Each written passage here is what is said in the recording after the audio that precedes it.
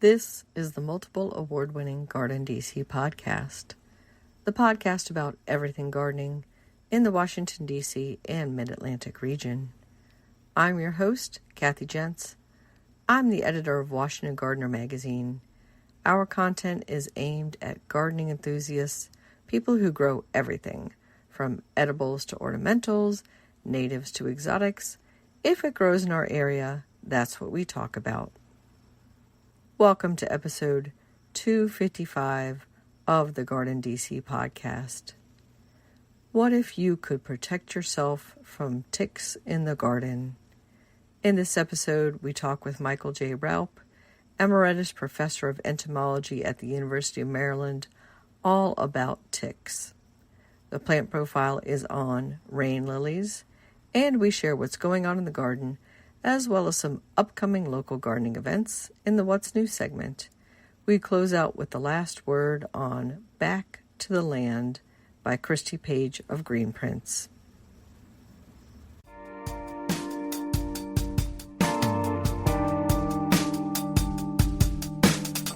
This episode, we're joined by Michael Raup. He is Professor Emeritus, University of Maryland Entomology Department. Welcome, Michael. Well, good morning, Kathy. Always a pleasure to chat with you. And we have a really interesting topic today. I think that's important.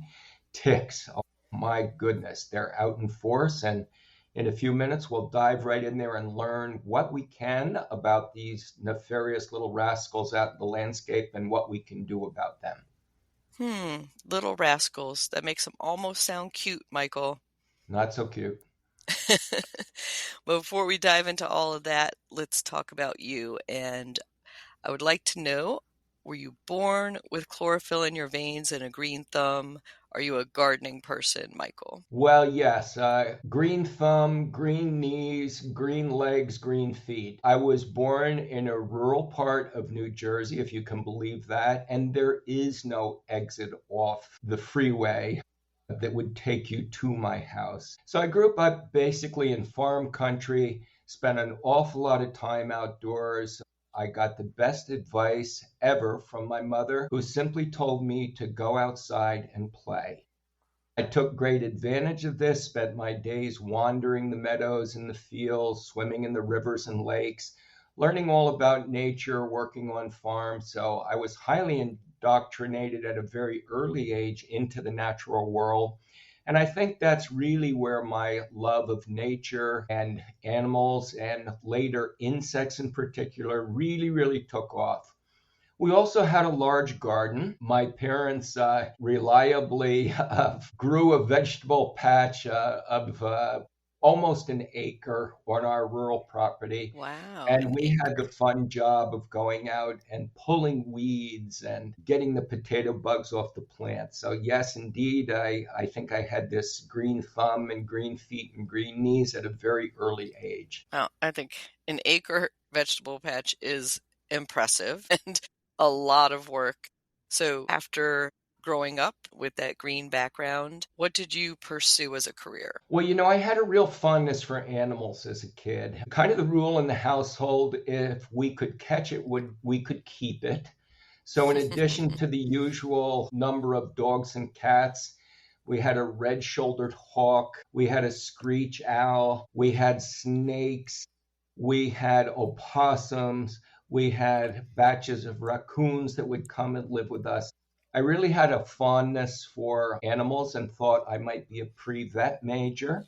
I attended University of Delaware for a year where I thought I would study marine biology, but that really didn't pan out so well. I more envisioned myself perhaps swimming with the dolphins like Jacques Cousteau, and I wound up washing out test tubes full of algae. So at that point, I did a 180. I transferred back up to my home state, Rutgers University, to Agricultural College, where I became a biochemistry major. Did that for a few years and made the sad mistake of taking an entomology course in my senior year. Once I met these bugs, found out how amazing and bizarre they were, it was pretty much a done deal, Kathy. That's where my fate was sealed. I started taking entomology courses. I did a master's degree up at Rutgers where I studied tiny creatures that live on the salt marshes of New Jersey. So when you're at Atlantic City looking east, trying to see France, if you did a 180 and look behind you at the salt marsh grasses, that was my study site. From there, I transferred down to the University of Maryland, where I kind of switched gears, got a little bit more applied, and became fascinated with insect pests that feed on ornamental plants, landscape trees, and shrubs. Fortunately, when I finished up my PhD, there was an opening in the department. They needed somebody to go out and explain invasive species to the general public. These were the gypsy moth years, Kathy. I think you remember what a devastating pest these were here in the DMV where they defoliated our oak trees. And my assignment was to go out and talk to homeowner associations, civic societies, and things like that about what it meant when the aircraft and helicopters came over and were applying BT and other chemicals to help control gypsy moth. From there, I've worked basically on every other invasive pest. From gypsy moth, we went over to things like brown marmorated stink bugs, emerald ash borers, things like spotted lanternflies. And we've got a few more on the road right now coming in. We've got the crepe myrtle bark scale that's driving everybody nuts. And this next one coming down the road, Kathy, the box tree moth, that's the one I'm really worried about right now. So that's my assignment. I love to talk to people. I do a lot of scientific outreach with radio and television, as you know. So great fun working on this variety, this rogues gallery of invasive pests, a steady stream from afar that threaten our gardens and landscape plants. That is keeping you busy, I know, Mike. And we had tried to put our two busy schedules together, quite the struggle, but I'm so happy to have you on now. And before we dive into all things ticks, let's talk about where you're gardening now and maybe describe what you're growing and where that's at.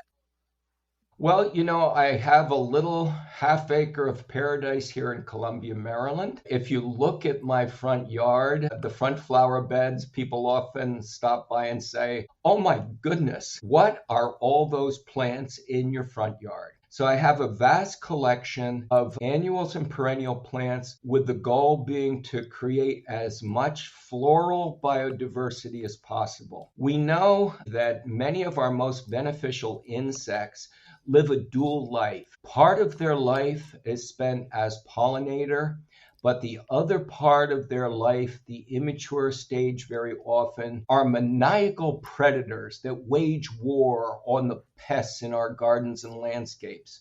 So by having this floral diversity of many, many different kinds of beautiful native plants, this gives me the full range of resources that my beneficial insects need to help control the pests in and around my landscape.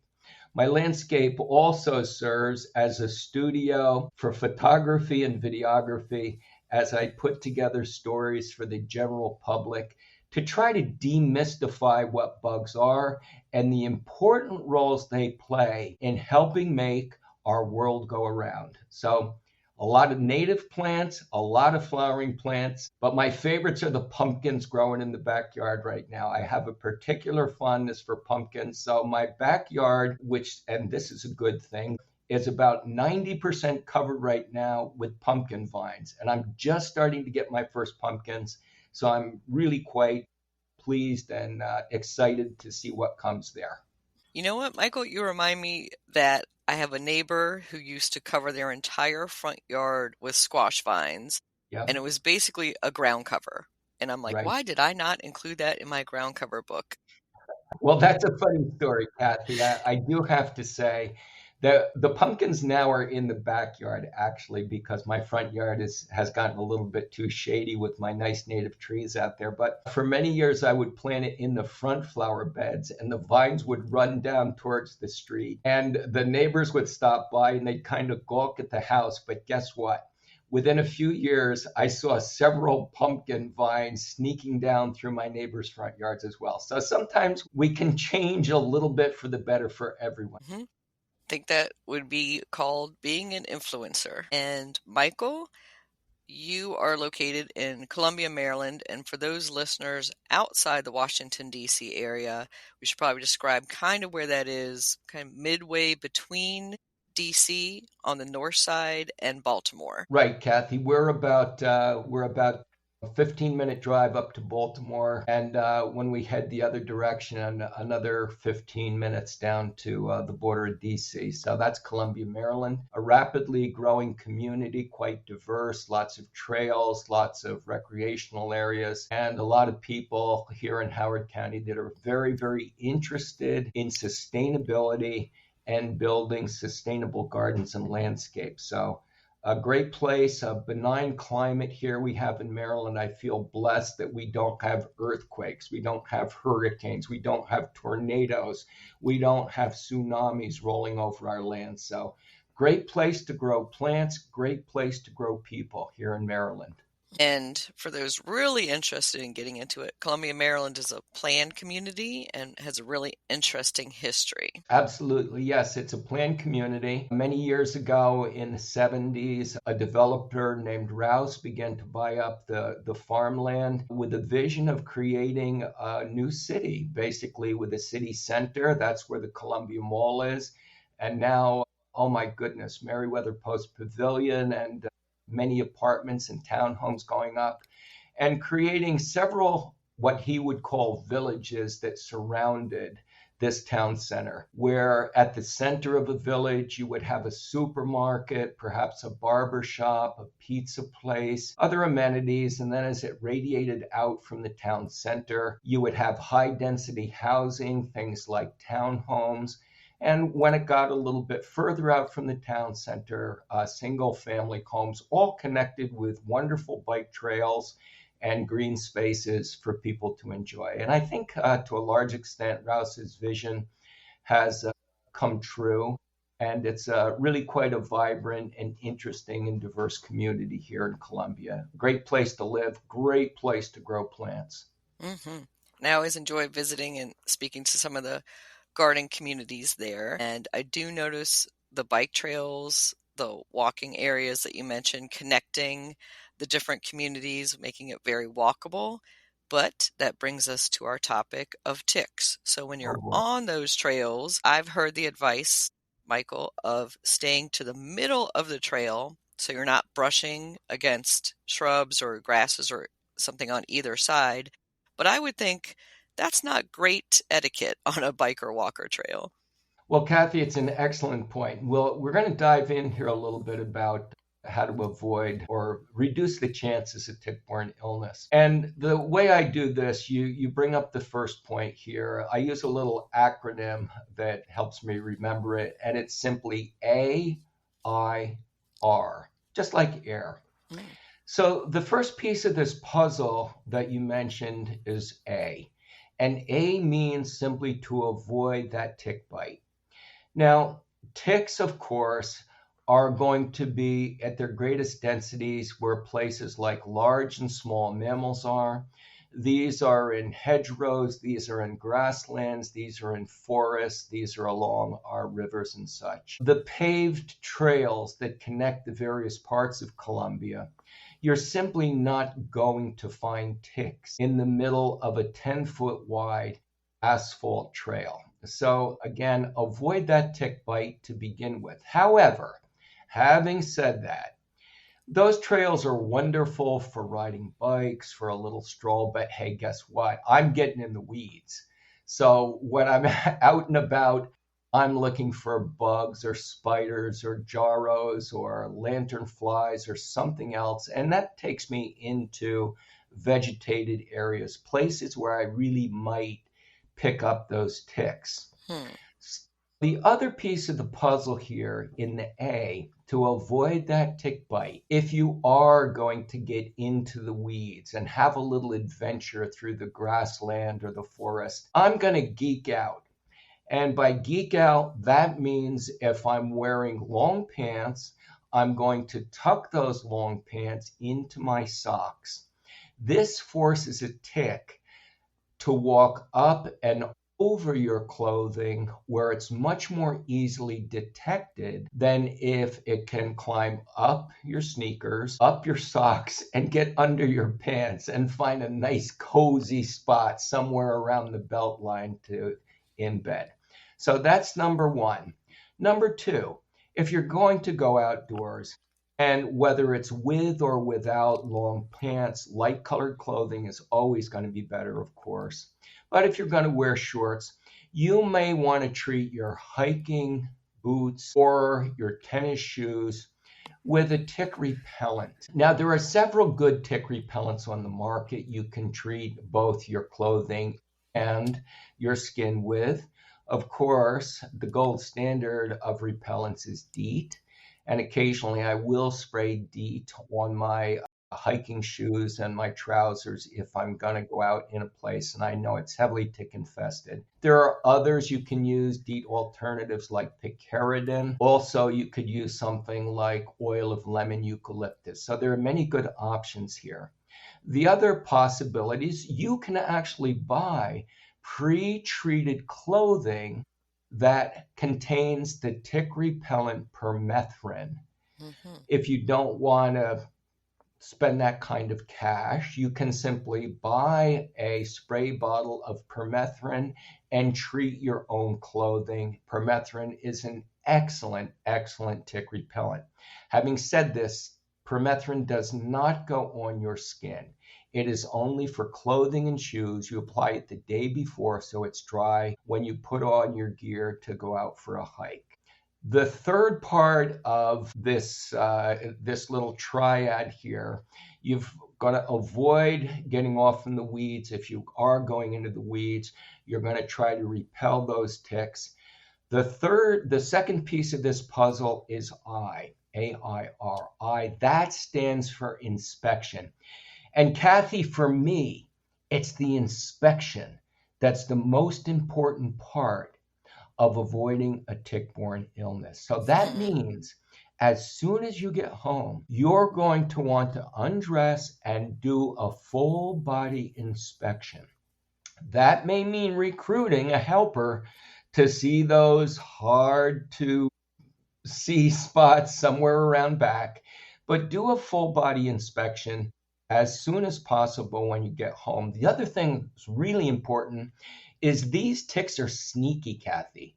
They will ride back into your home on your clothing.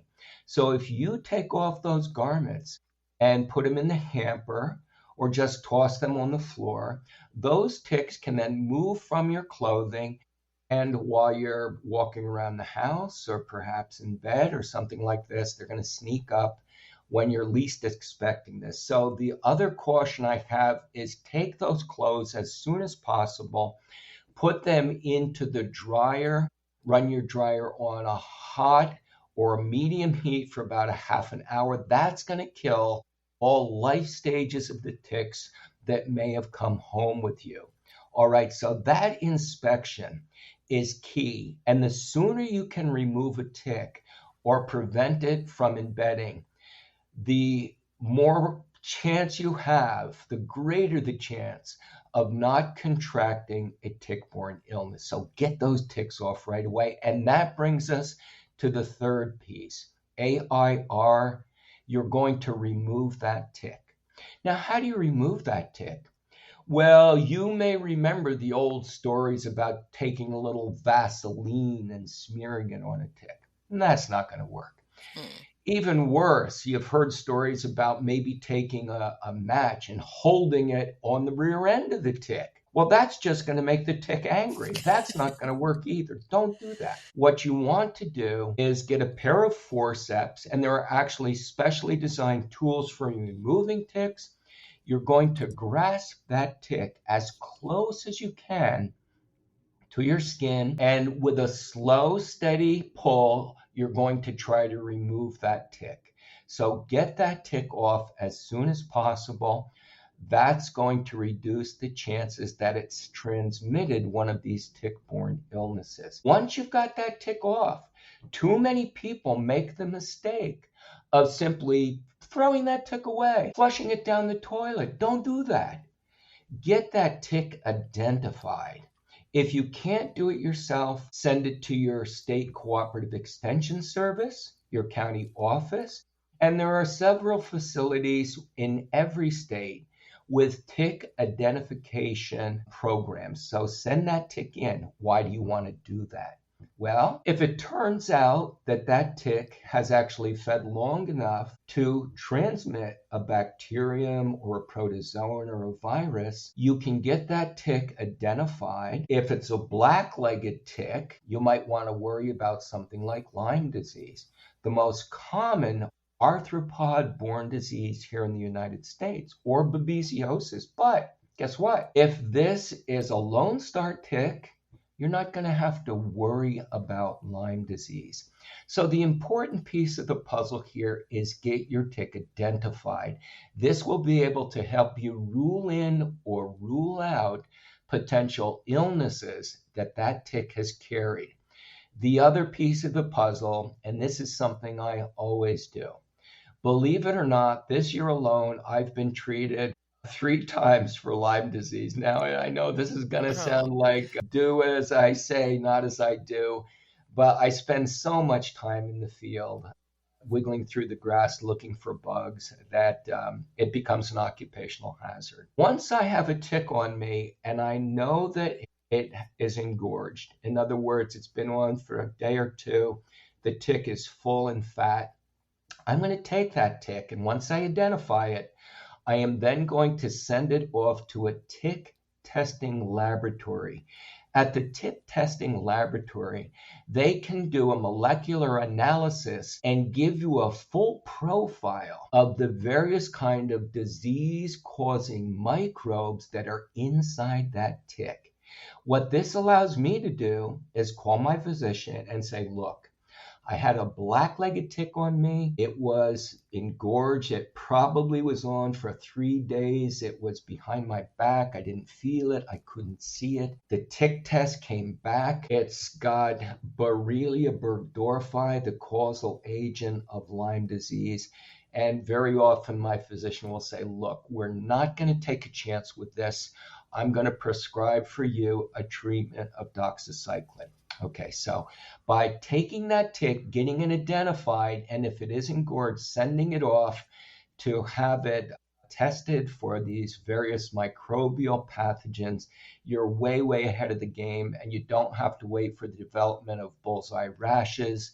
You don't have to wait for nausea and vomiting and headaches and joint pain. This can cut this off early on in the potential infection cycle. So you probably need to have like a little baggie, like Ziploc top baggie on hand when you're removing that tick to put it in right away. Yeah, absolutely. These tick testing services are very, very good. You can put it in the baggie. I think in some cases, there'll always be directions when you go to their website. It will tell you how they want it packaged. But you can even take a rather dried out tick, a tick that's, let's say, already deceased, and they can still perform these analyses because their biochemical markers are so good and their techniques are so good that even on ticks that may be dead already or partially squished, they can still find those bacteria that might be present inside that tick. So, you know, if you took the tick off and you still had it and it was 2 days ago, still go ahead and get that thing tested. And you can really cut off the development of a tick-borne disease early in the program. Interesting. And yeah, I've been sent different tick removing instruments, I'll call them. Yes. Specifically marketed to gardeners, like a tick key, and one has a little loop on the end. Yeah. And thankfully, I've only had to take one tick off this season and try one out. And that worked like a charm. I must say, these new little things, instead of using, your tweezers from your manicure set or something, works much better to keep it intact as well. Good advice. And I think I see them given away at, Arbor Day type events. I'll see little tick kits and ID cards also being given away at community events, so look out for those. Sure, absolutely, Kathy. For gardeners here in the DMV and around the country, of course, this is absolutely important for our professionals, for our arborists, for our landscapers, for all the people that work outdoors in the field, doing all the important work to keep our plants healthy and beautiful. Something like this is an absolute to have in the truck or in your backpack, your field kits. When you see these ticks, you can get them off in good shape and then get them identified and send them off for testing if necessary. So all really, really good. But remember, AIR, avoid the tick in the first place. As soon as you get home, inspect, and then remove that tick and get it identified. That's my recipe for trying to thwart these tick-borne diseases.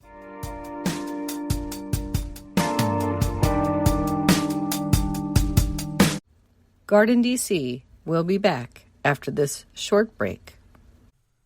Get low-maintenance alternatives to lawns with Ground Cover Revolution by Kathy Jentz. Reducing the lawn is among the biggest trends in homeownership, with an endless stream of homeowners looking for an eco-friendly alternative to a traditional turfgrass lawn.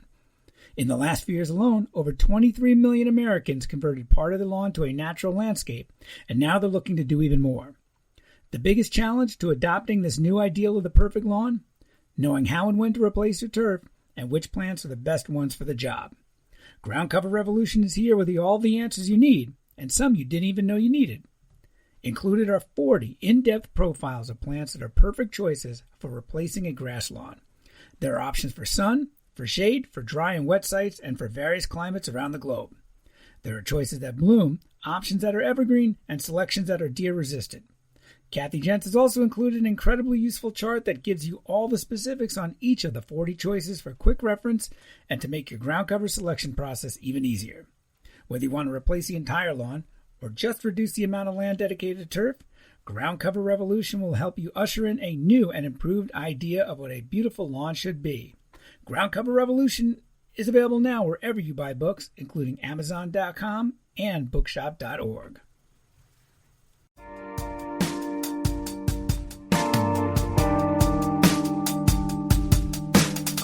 Diving a little deeper, say in our own landscape, we Right. want to make it a better landscape as far as not breeding more ticks in that Right. landscape. So are there certain plants that are more tick host friendly, I guess you would call them?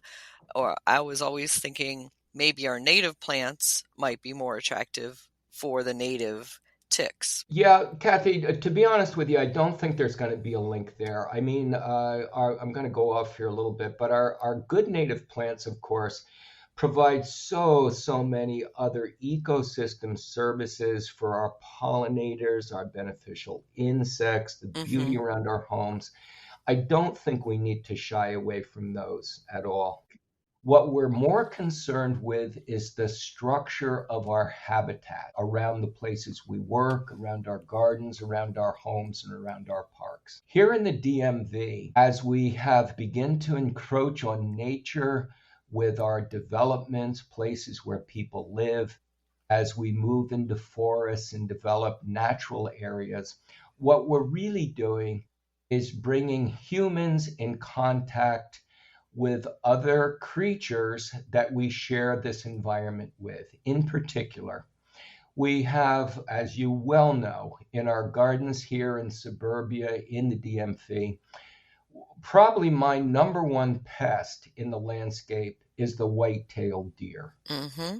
We have so many deer in our region now. Why? Well, because number one, the big predators. We don't have a lot of and mountain lions anymore here, unfortunately. And there are bans on the actual hunting of deer. So their populations have exploded. They've become quite domestic. On any given morning, I may have a half dozen deer bedded down underneath the trampoline in my backyard. And when I go outside, they just gaze at me and say good morning. Okay, they're fearless now. Mm-hmm. All right, so now we have a creature that is very important in the amplification cycle of the ticks themselves. Many of our ticks will use these large and small mammals, things like deer, to help build their populations. So now we're boosting the population of these animals that basically serve as hosts and are in direct contact and near proximity to humans in the places we live. Number two, we have a plethora of small mammals. I have to cover up my garbage cans with stones now to keep the raccoons and skunks out. I see white-footed mice, which are really, really critical in the whole Lyme disease saga here. They are one of the primary hosts for the bacterium that causes Lyme disease. So now we have mice in our proximity, we have deer in our proximity, and this allows populations of ticks to build, and it provides these alternative hosts that are basically a reservoir for the Lyme disease and the other tick-borne illnesses. So that's a piece of the puzzle. We all love nature. We now live with nature and encroach on it. I guess to get back to your point about landscape design and native landscapes, on the edge of many lawns and many properties, out towards the back corner behind the tool shed or the utility right-of-way, sometimes there's a pile of sticks. Sometimes that's where people take their garden refuse and put it back there. Mm-hmm. Maybe there's a little bit of tall grass back there and some shrubs. This is the perfect habitat for some of these small mammals to live. So if there's a possibility that in that kind of no man's land at the back of your landscape, if maybe you could get some of these refuges for these small mammals out of there, open up that landscape, maybe get rid of the invasive plants that are back there, maybe re-landscape it with flower beds and some nice shade-loving native plants underneath those trees. That's going to open up that habitat.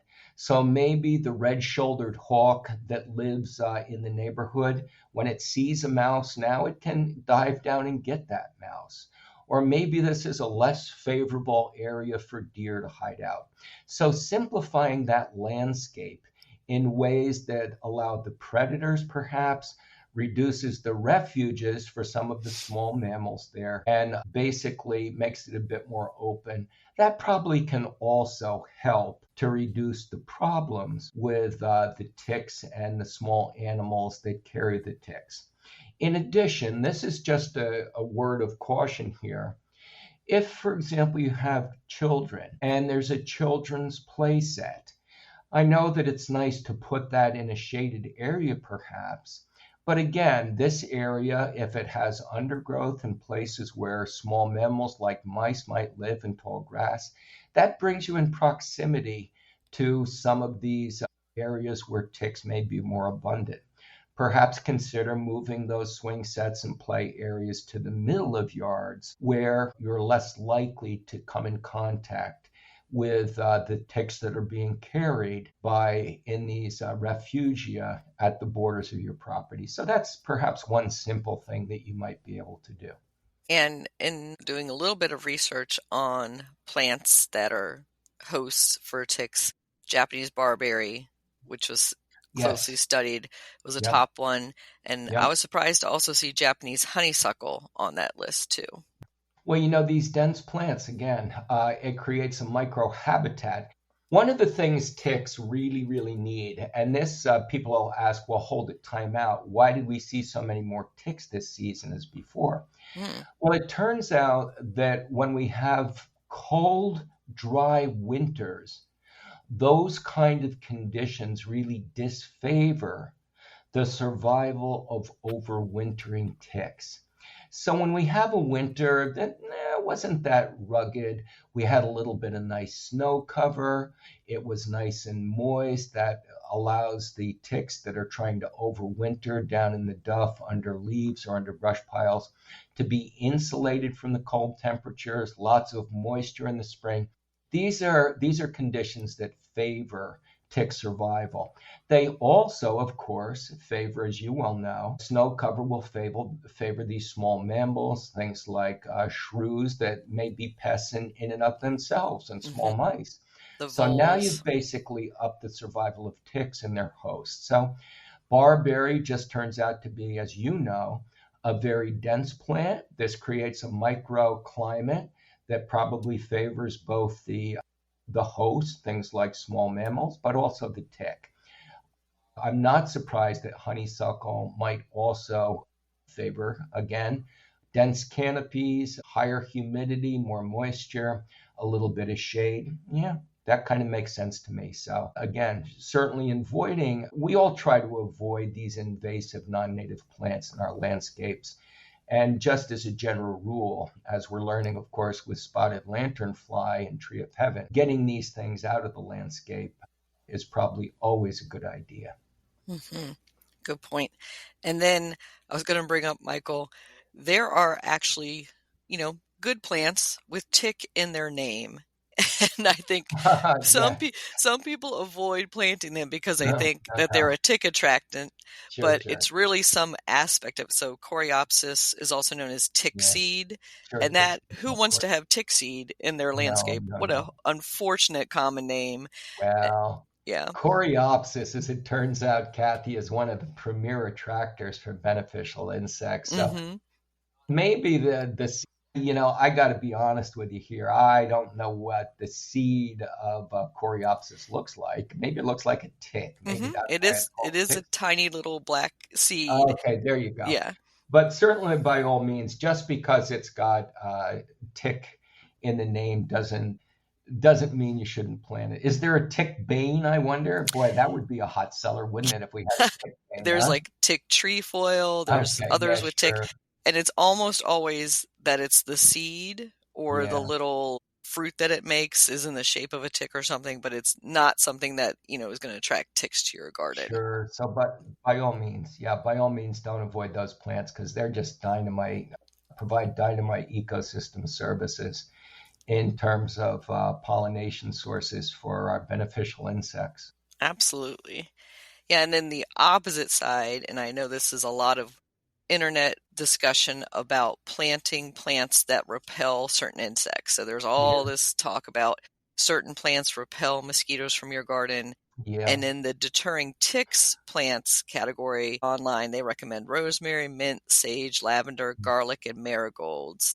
Do any of those actually work, Michael? Well, I've seen some data on the use of marigolds to perhaps repel certain kinds of insect pests and also perhaps important invertebrates in the soil like nematodes or something like this. So I think there are actually scientific studies Mm-hmm. demonstrating the utility of marigolds. Some of these, of course, will also support natural enemies that might be able to help suppress pest populations. The other ones you've mentioned, your lavenders and your rosemaries and things like this, these are just drop dead gorgeous plants. Again, the Lamaceae, as you know, is just, it's the ruler, it's the king and queen of attractors for beneficial insects. So I could never argue against that. Have I seen scientific data verifying that it keeps ticks out? I might simply be ignorant on this point, but to tell you the truth, I have not.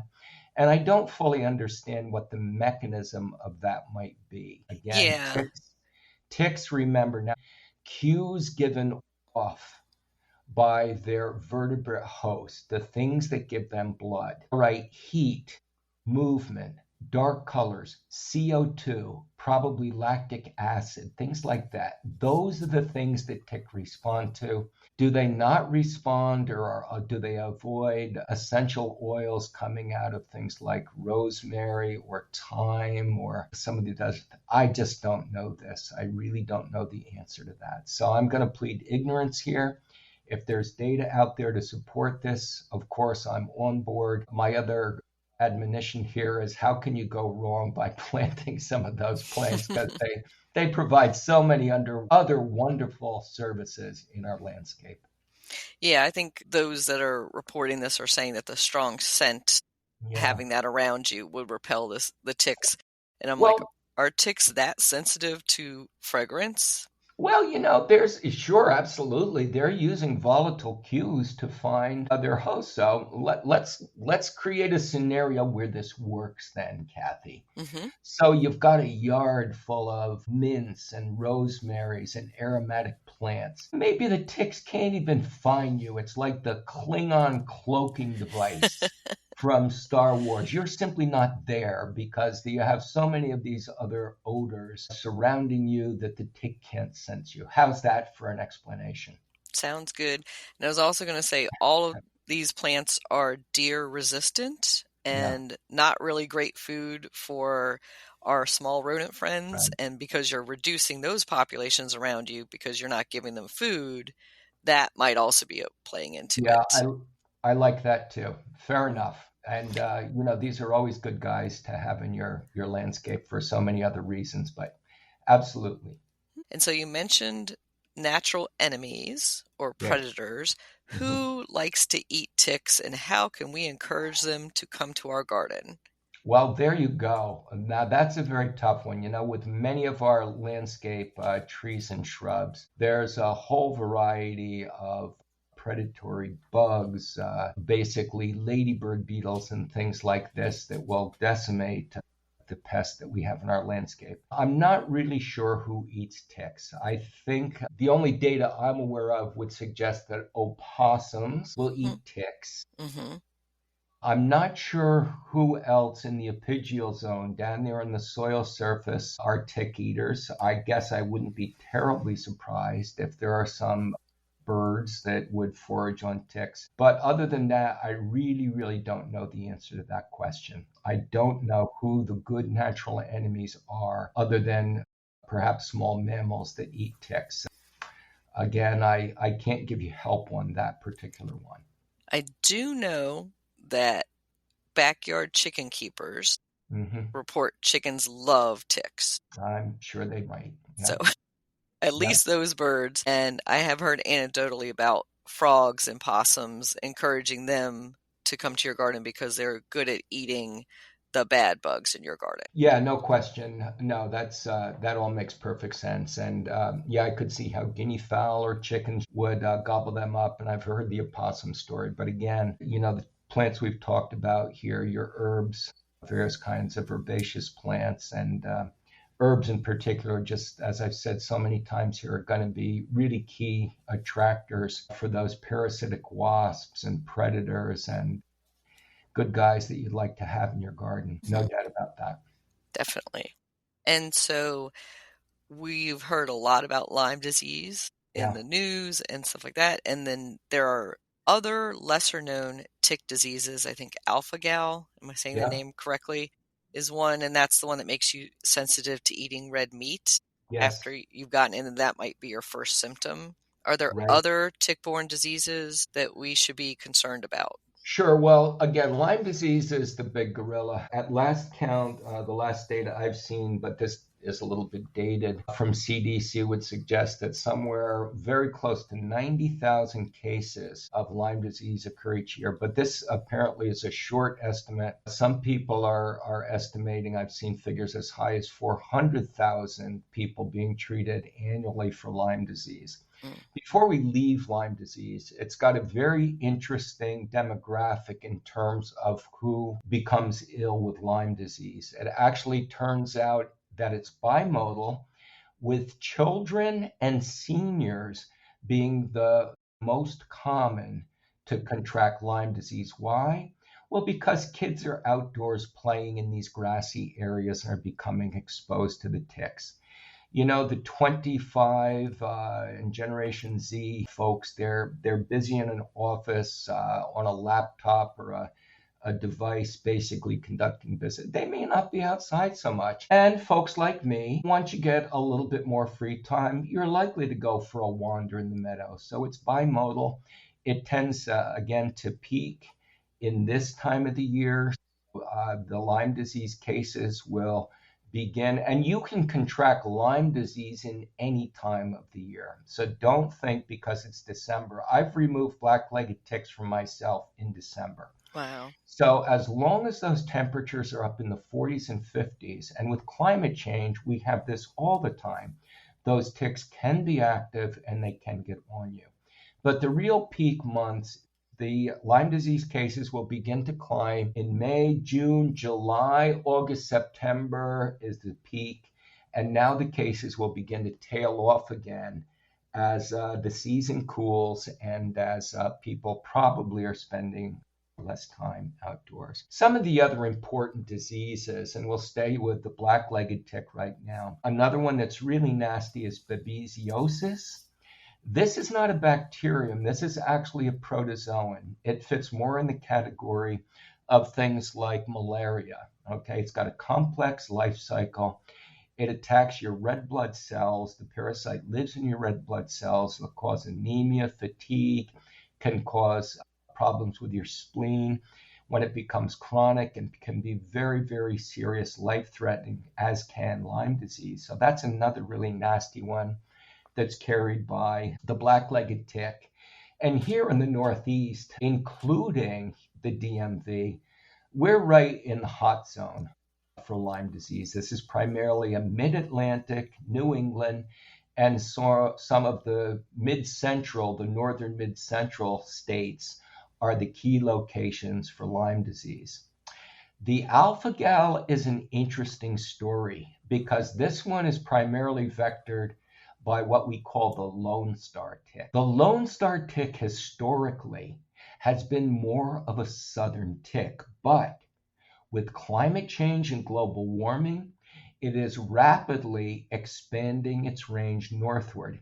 Hey, when I first started this business 40 years ago, it was the black-legged tick that was the most common one that would come across my desk for identification. Guess what? Now it's the Lone Star tick. So these guys are moving north. They carry some very, very nasty diseases as well. They carry one called ehrlichiosis, which is going to give you really bad flu-like symptoms. They have one called STARI, that's Southern Tick-Associated Rash Illness, STARI, another bacterial disease. And you mentioned the alpha-gal meat allergy. This one's kind of a fascinating story. It turns out that when the tick feeds on a small mammal, let's say a raccoon or a skunk, that it will actually encounter a molecule. It's a carbohydrate molecule called alpha-gal for short. And as it feeds, it will take that molecule. That molecule is found on muscle cells. It will take it into its body. When it feeds on the next host, which could be a human, the alpha-gal molecule will be injected into the human. Your immune system takes one look at that carbohydrate molecule and says, holy mackerel, this isn't me. And it will then manufacture antibodies for that particular antigen, the alpha-gal molecule. Then when you eat red meat, which also contains the alpha-gal carbohydrate molecule, your immune system says, baby, we're under attack and you'll have an allergic reaction.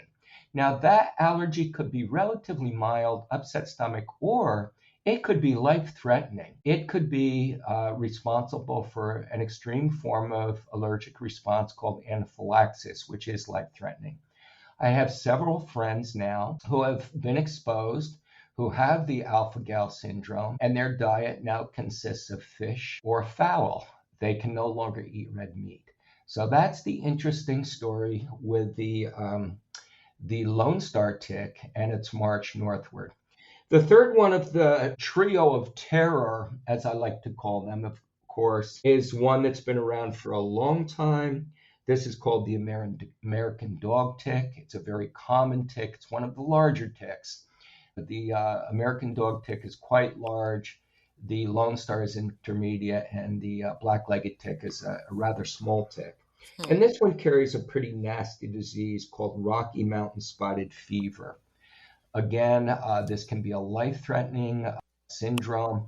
The Lone Star tick, again, tends to be most abundant a little bit further south here through the Carolinas, and then swinging across into the central United States. So again, that's where the disease, the Rocky Mountain fever, is most commonly seen. Here in the Northeast, we have fewer cases than in those areas, but we still do indeed have the American dog tick. So those are the big three that I worry about and the ones I try to avoid. And I've been hearing reports of a new, quote unquote, new tick in our region, the Asian longhorn tick. Yeah, this one is called Haemaphysalis longicornis.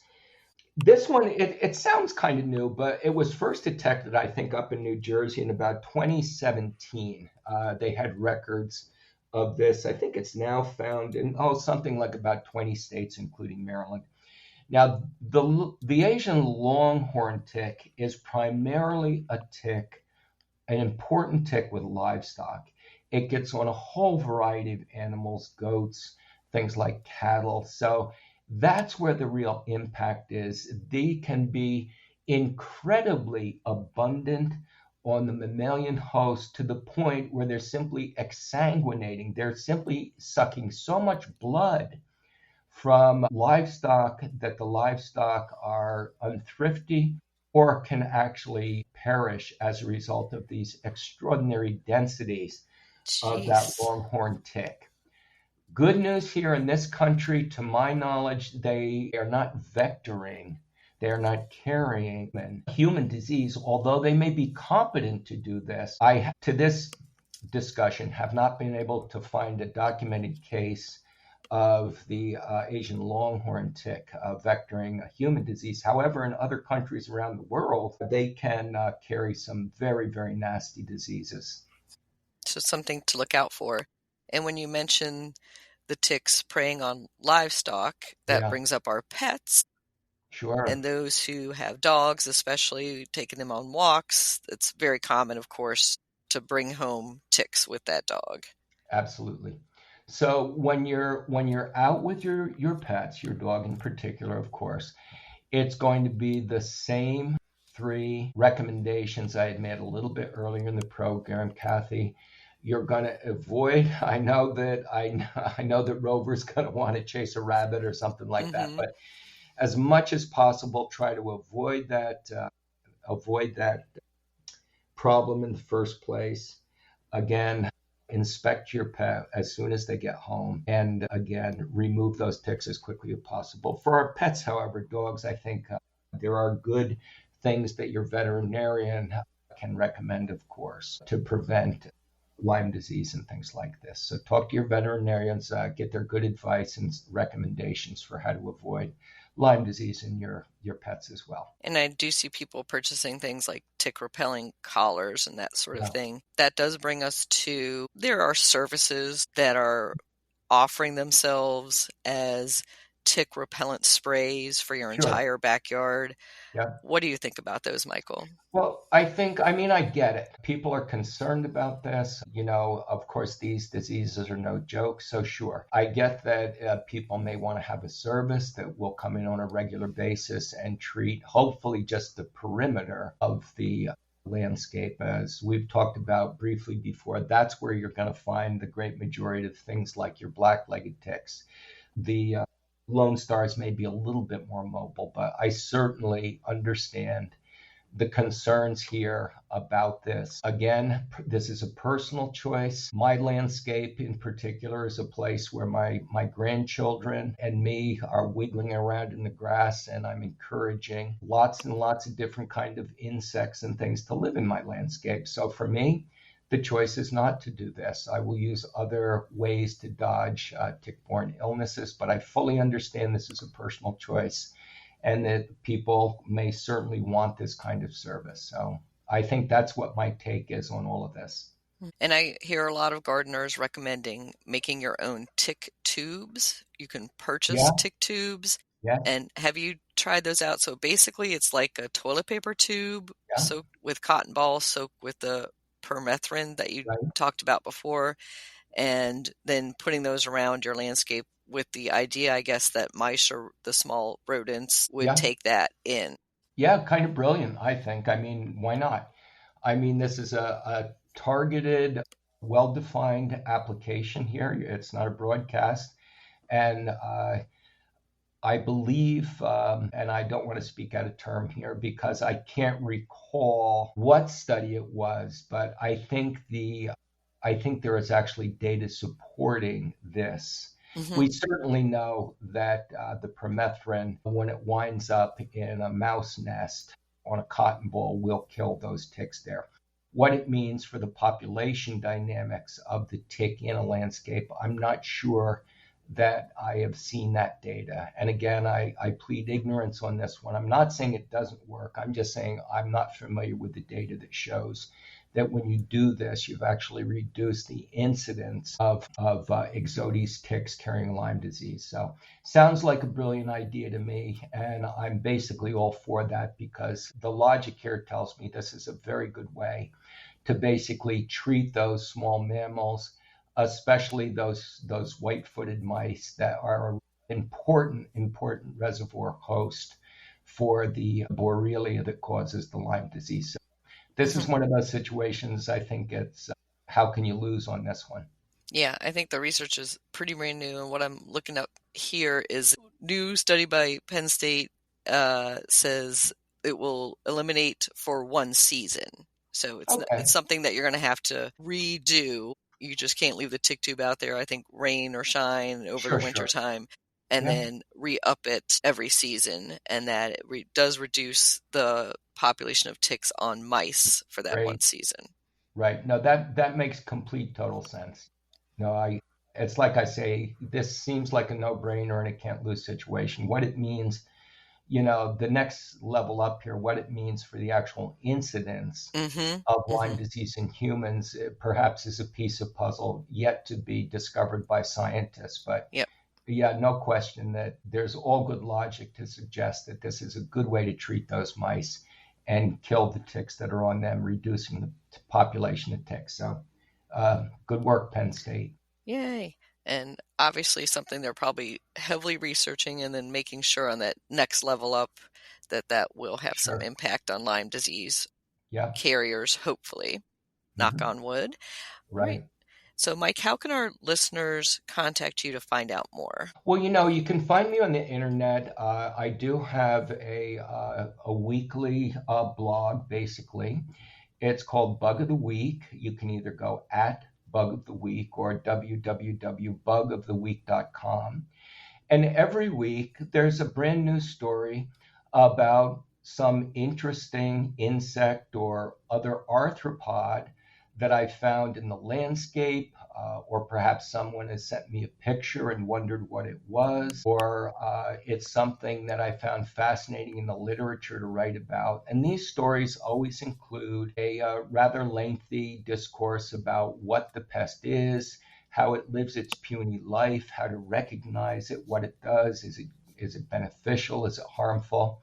And there's always a video showing a bug doing buggy things in there. And some of them I find very amusing and interesting. I hope you will too. There's also a YouTube channel, YouTube Bug of the Week, where you can simply go and watch videos. They're usually about 1 minute long of insects and other arthropods going about their lives. I've been doing this now for more than 20 years. So there are literally hundreds of these episodes. There's an archive. You can search for almost any bug, I think, that's ever crawled across the kitchen counter, that you found up in an oak tree, that you saw in the basement, or you found on your trip to Borneo in the rainforest. So have fun with Bug of the Week, and I think viewers will enjoy this. Excellent. Thank you so much, Michael. Any final thoughts on gardeners and ticks? Well, be careful out there. Again, it's a jungle. Remember what I said, AIR, avoid, inspect, and remove. Those are your keys here. And one other piece of the puzzle that I didn't really mention that I should. Of course, I've diagnosed several people in the locker room where I'd had a buddy that said, I say, hey, how you feeling? I don't know. I don't feel so hot. I'm tired. I'm achy. And I look and they've got a bullseye rash on their arm. And I say, dude, go get checked for Lyme disease. So my advice here is, of course, if you have a bullseye rash, the erythema migrans, an expanding bullseye rash, or a rash on your skin, if you have what feels like a summer flu, fatigue, nausea, continuing headache, malaise, joint pain, by all means, go ahead and get a blood test and find out if what you really have is Lyme disease. As you move your way through summer, before COVID, summer flus were unusual things, although I hear that it's an active flu season already. But having said all this, if you have these types of symptoms, you might want to talk with your physician about a blood test, especially if you're outdoors a lot. Again, only somewhere between 50 and 80% of people will express the bullseye rash. In other cases, there will be no rash. So even if you don't have that rash, but you have some of these flu-like symptoms, you might just want to get it tested. But having said all of this, Kathy, this doesn't deter me from 1 second from going outside, enjoying the gardens, enjoying the landscape, enjoying nature. We now know there are so many therapeutic values of connecting with nature and spending time outdoors. I think as much as possible, garden, spend time outdoors. It's going to be a wonderful experience, and there's so much to enjoy, so much to learn about, and so much pleasure to be gardening and just enjoying nature outside. Great advice. Thank you so much, Michael. You're welcome. Always a pleasure.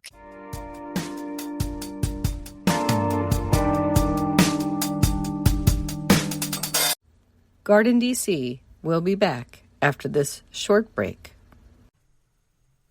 In the book The Urban Garden by Kathy Jentz and Terry Spate, you'll find dozens of inspiring and creative ways to grow flowers, shrubs, vegetables, herbs, and other plants in small spaces and with a limited budget.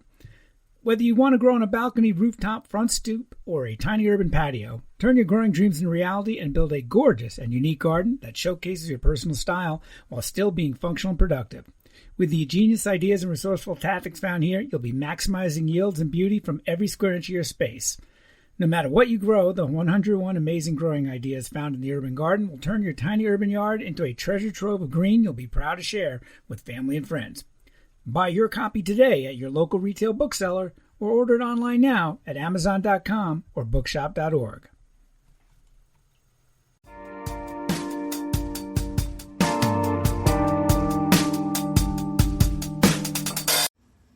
Rain lily plant profile. Rain lilies, Zephyranthus species, are tropical bulbs that bloom in white, pink, or yellow. The flowers look similar to a small lily. They are also known as fairy lily, rainflower, and zephyr lily. They are in the Amaryllis family and are native to southern North America, Central America, and South America. They are hardy to USDA zones 7 to 10. They are known as rain lilies because the flowers typically emerge a few days after a good rainstorm, after they were dry for a period of time. Plant rain lily bulbs in the spring after the dangers of a late frost have passed. They will send up grass-like foliage a few weeks later and then flower in late summer into fall. Plant them in a full sun spot that has well-draining soils. They are an especially good choice in rock gardens and containers. Rain lilies do best with little water from winter through midsummer, and then about an inch of water a week in midsummer on to trigger their flowering cycle. They are rabbit and deer resistant. Rain lilies attract pollinators like butterflies, bees, and hummingbirds. The white flowering ones can also attract hawk moths and other night-flying insects. Rain lily, you can grow that.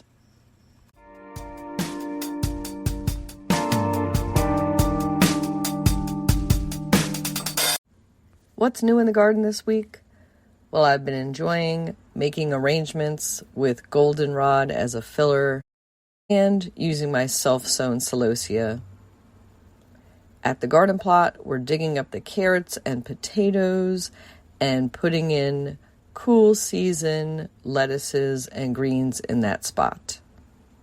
In the tips we shared this week on social media, there was a variety of late summer advice, including that orb weaver spiders are very common in our area in late summer and early fall. They are a beneficial garden creature that catches and eats a lot of pest-type insects.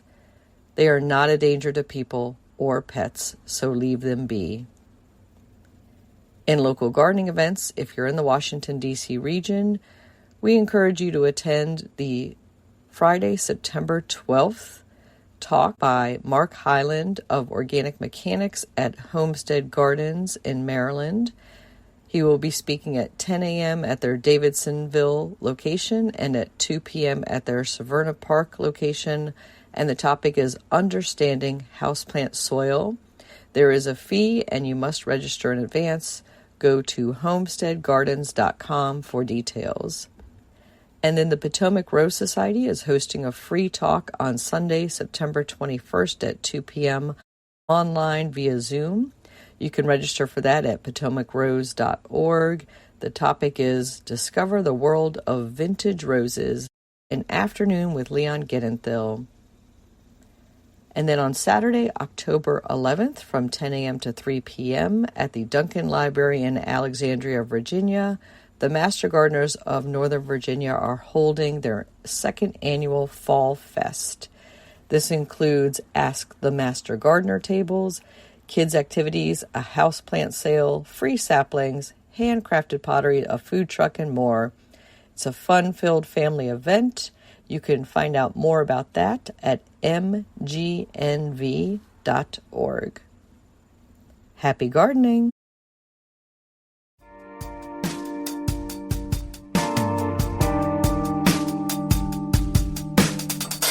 This is Christy Page with Food Gardening Network. With Back to the Land, The Rise of Small Farm Living Among Urban and Suburban Families by Don Nicholas. There's a new trend taking root across the country, and it's a lifestyle as rich and rewarding as the fresh vegetables, honey, and eggs it produces. Urban and suburban families are embracing the charms of small farm living, carving out slices of rural paradise on 5 to 15-acre plots. These modern-day farmers aren't abandoning their careers, but are instead weaving farm life into their evenings, weekends, and retirement plans. It's not just about cultivating crops and raising animals, it's about cultivating a closer connection to their food and a deeper appreciation for the land. Small farms vary in size, but typically occupy between 5 and 15 acres. That's enough space to grow a variety of crops, raise chicken for fresh eggs, keep bees for honey, and even house a few goats or sheep. While these farms are often just for the family's enjoyment, some have a small commercial side, selling surplus produce or artisanal products like goat cheese and honey at local farmers markets. Here's the best part, it's financially feasible. Families save on groceries by growing their own organic produce, while surplus crops or farm fresh goods bring in a modest income. And because many small farms qualify for agricultural tax benefits, the land can cost less to maintain. Let's look at a few. The Olsons in Kentucky are a bourbon-loving couple. They decided to trade their suburban cul-de-sac for a 12-acre plot outside Louisville. They raise heritage chickens and grow sweet corn, green beans, and blackberries. During bourbon distilling season, their bees pollinate nearby farms, making their honey a sought-after local delicacy. Both still work, Tim in marketing and Lila in teaching, but their evenings are spent tending to their farm. Then we have the Chens in California. They're newly retired tech executives. They moved to a 7-acre farm near San Jose. Their farm boasts avocados and citrus trees, a year-round vegetable garden, a small herd of goats for milk and cheese. They've even started a micro winery, turning surplus grapes into private label wines. Then we have the Carpenters in Vermont, who embrace small farm life to just enjoy a slower pace. Their 12-acre property features a maple grove for syrup production, a potato patch, and 3 alpacas whose fleece they sell to local artisans. Winters are harsh, but they've learned to store root vegetables and preserve fruits to last through the colder months. So why the move to small farms? Well, for many, it's a lifestyle choice rooted in health, sustainability, and joy. Small farms let families grow organic, pesticide-free food while spending quality time outdoors. For retirees, the slower pace and physical activity are a welcome shift from decades of office life. And let's not forget the charm of waking up to the crow of a rooster or the hum of the bees. This has been The Last Word by Christy Page at foodgardening.com.